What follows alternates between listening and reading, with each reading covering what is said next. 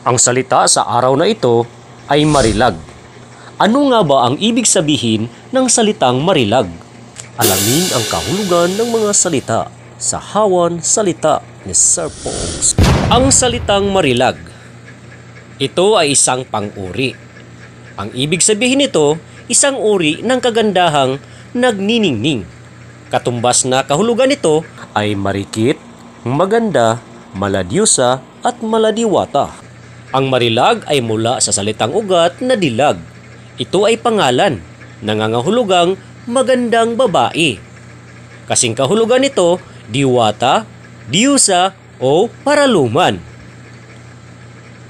Halimbawang pangungusap, maraming kalalakihan ang humahanga sa kanya dahil siya ay marilag.